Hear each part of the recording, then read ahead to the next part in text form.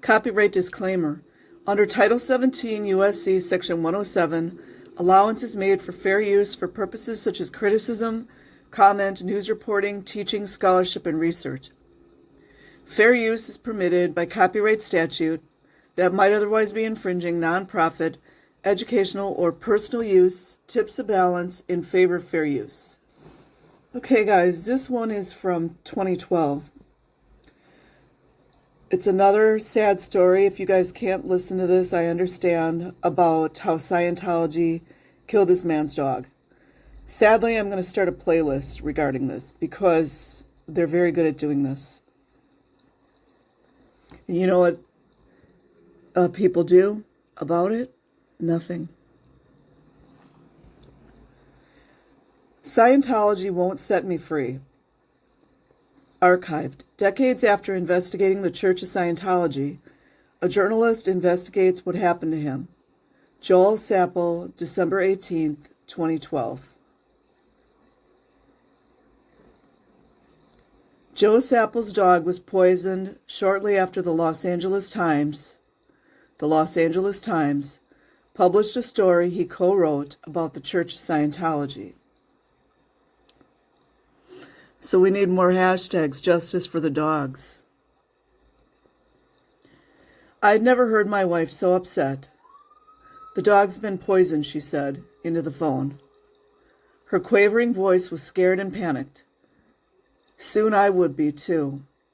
It was late 1985, and I'd just checked into a San Diego hotel with Bob Welkos, a reporter like me, at the Los Angeles Times. Bob and I had been sent out of town by our editors in the turbulent wake of a story we'd written about the Church of Scientology. In it, we revealed for the first time the secret teachings of church founder L. Ron Hubbard, who traced the origins of mankind's ills to a galactic battle 75 million years ago, when an evil tyrant named Xenu reigned supreme. The story made international headlines, and the church was angry. Mind you guys, a lot of the Scientologists don't even know this stuff's going on. The paper thought it would be best if Bob and I disappeared for a few days, until things cooled down. Wonder what LAPD thought about that. Huh. So I'd packed a bag and headed south while my wife Linda stayed behind with our 13-year-old shepherd mix, Crystal.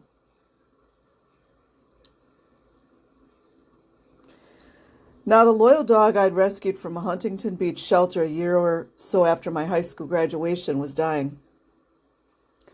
She's frothing and convulsing. Yeah, that's poison.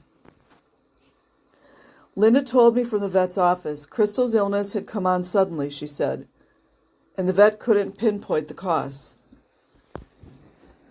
All we could do was keep her sedated. Things like this don't just happen, Linda cried.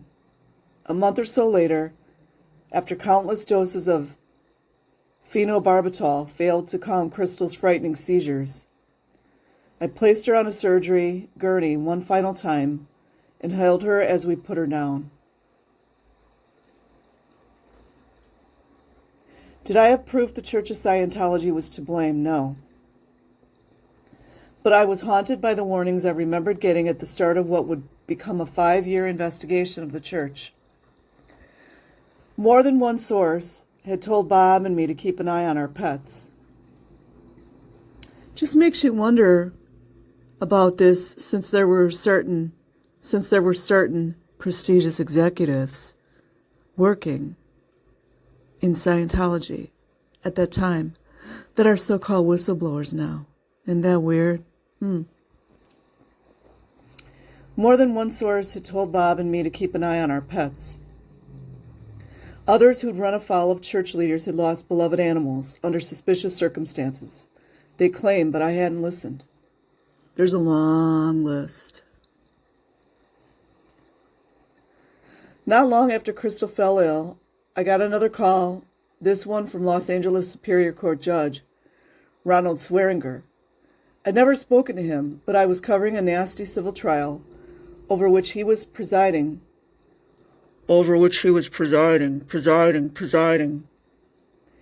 pitted the Church of Scientology against a former church member who claimed he'd been relentlessly harassed.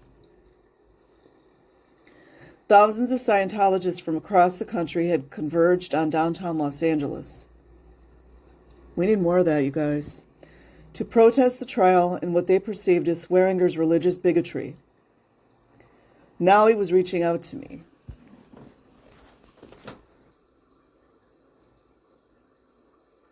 "I hear your dog was poisoned," the judge said softly. I was startled. It's highly unusual for judges to contact reporters during a trial,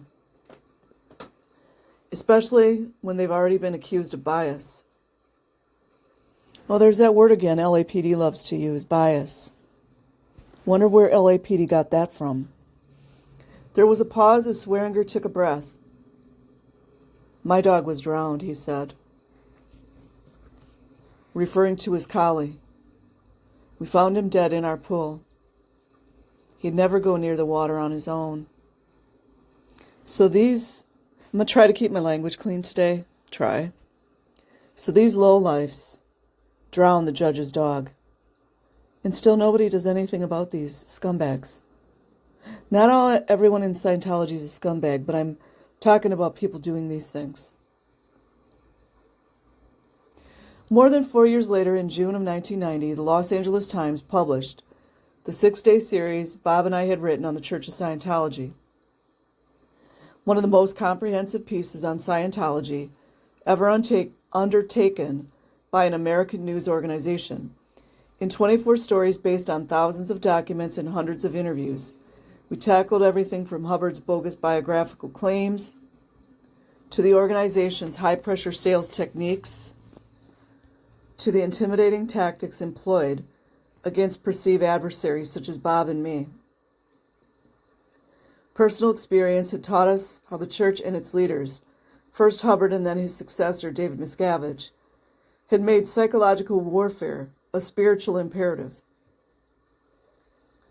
The usual rules of journalistic engagement didn't apply.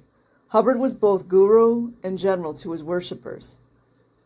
Black-toothed, lacing his writings on theological affairs with militant directives on how to blunt enemies.